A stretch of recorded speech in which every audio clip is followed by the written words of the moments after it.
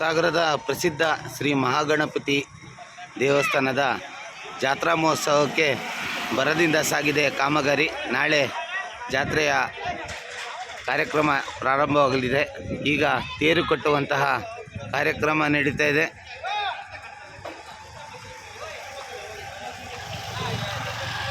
ನಮ್ಮ ಸಾಗರದಲ್ಲಿ ವಿಶೇಷ ಏನಂದರೆ ಈ ತೇರು ಉಪ್ಪಾರ ಸಮಾಜದವರೇ ಕಟ್ಟೋದು. ಪ್ರತಿ ವರ್ಷದಿಂದ ತುಂಬ ಬಹಳಷ್ಟು ಹಳೆಯದಾದಂತಹ ಈ ಗಣಪತಿ ದೇವಸ್ಥಾನ. ಇದು ಬಲಮುರಿ ಗಣಪತಿ ಅಂತಾರೆ. ಇದು ಹೊರಗಡೆಯಿಂದ ಬಂದವರಿಗೆ ತುಂಬ ಒಳ್ಳೆಯದನ್ನು ಮಾಡುತ್ತೆ ಅಂತ ಹೇಳ್ತಾರೆ. ಇದು ಸುಮಾರು ಇಲ್ಲಿ ನೋಡ್ರಿ ಡೇಟ್ ಇದೆ 1829. ಈ ಒಂದು ಇದಕ್ಕೆ ಇತಿಹಾಸವಿದೆ. 829ರಿಂದ ಪ್ರಾರಂಭ ಆದಂಥ ಈ ಜಾತ್ರೆ.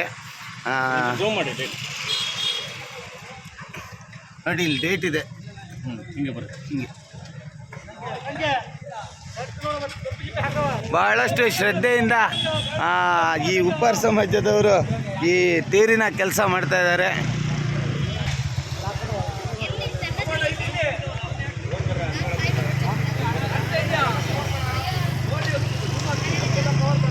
ಹಣ್ಣುಕಾಯಿ ಅಂಗಡಿಗಳು ಕೂಡ ಎಲ್ಲ ಬಂದಿದ್ದಾವೆ. ಈಗ ನಾಳೆಯಿಂದ ತುಂಬ ಯಶಸ್ವಿಯಾಗಿ ಈ ಜಾತ್ರೆ ನಡೆಯುತ್ತೆ. ಬನ್ನಿ ಹೊರಗಡೆಯಿಂದವರು ಜನ ಎಲ್ಲ.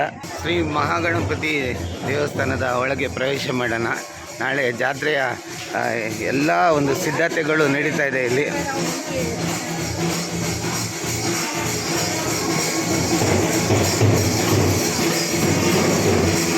ನಾಳೆ ತೇರಿನ ಉತ್ಸವ ಇರುತ್ತೆ. ಇದು ಲೈವ್ ಸಾಗರ್ K15ನಲ್ಲಿ ಮಾತ್ರ.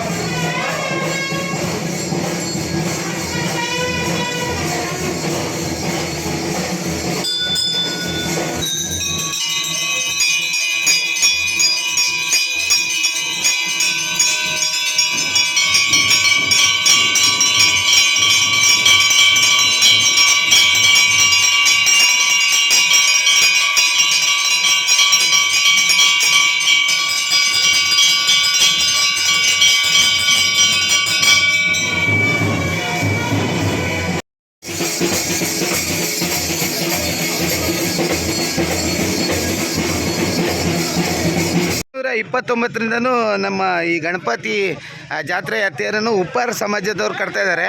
ಅವ್ರ ಹತ್ರ ಕೇಳೋಣ, ಹೆಂಗೆ ನಡೀತದೆ ಜಾತ್ರೆಯ ಕೆಲಸ? ಹೆಂಗೆ ನಡೀತದೆ? ಚೆನ್ನಾಗಿ ನಡೀತದೆ. ಎಷ್ಟು ವರ್ಷದಿಂದ ಕಟ್ತಾ ಇದ್ದೀರಾ ನೀವು? ನಾವು ಕಣ್ಣೂರಿಂದ ಬರ್ತಾ ಇದ್ದೀವಿ. ನಮ್ಮ ತಂದೆಯವರೆಲ್ಲ ಮಾಡ್ತಾ ಇದ್ರು. ಈಗ ತಂದೆ ನಾವು ಮಾಡ್ತಾ ಇದ್ದೀವಿ. ಇದು ಉಪ್ಪಾರ ಸಮಾಜದವರೇ ಮಾಡೋದಲ್ವಾ?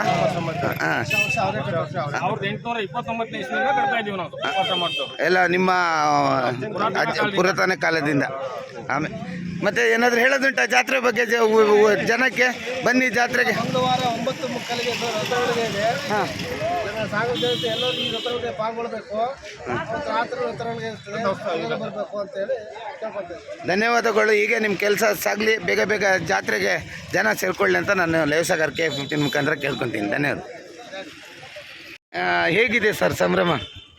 ಇಡೀ ಸಾಗರದಲ್ಲಿ ಒಂದು ಹಬ್ಬದ ವಾತಾವರಣ ಸೃಷ್ಟಿಯಾಗಿದೆ. ಎಲ್ಲರೂ ಕೂಡ ಈ ಗಣಪತಿ ಜಾತ್ರೆಯಲ್ಲಿ ಭಾಗವಹಿಸಿ ದೇವರ ಸೇವೆಯನ್ನು ಮಾಡಬೇಕಂತಕ್ಕಂಥ ಉತ್ಸುಕತೆಯಲ್ಲಿದ್ದಾರೆ. ಎಲ್ಲರಿಗೂ ಶುಭವಾಗಲಿ. ಈ ಜಾತ್ರೆ ಎಲ್ಲರಿಗೂ ಕೂಡ ಒಳ್ಳೇದು ಮಾಡಲಿ. ಗಣಪತಿ ಎಲ್ಲರಿಗೂ ಒಳ್ಳೆ ಆಶೀರ್ವಾದ ಮಾಡಲಿ ಅಂತ ಕೇಳ್ತೀನಿ. ಧನ್ಯವಾದಗಳು. ತೇರು ಕಟ್ಟೋರಿಗೆ ಮಹಾಗಣಪತಿ ದೇವಸ್ಥಾನದಿಂದ ಎಂಥ ಉಪ್ಪಿಟ್ಟು, ಅವಲಕ್ಕಿ, ಚಿತ್ರಾನ್ನ ವ್ಯವಸ್ಥೆ ಮಾಡಿದ್ದಾರೆ. ನಾನು ಕೂಡ ತಿಂತಾಯಿದ್ದೀನಿ ನೋಡ್ರಿ.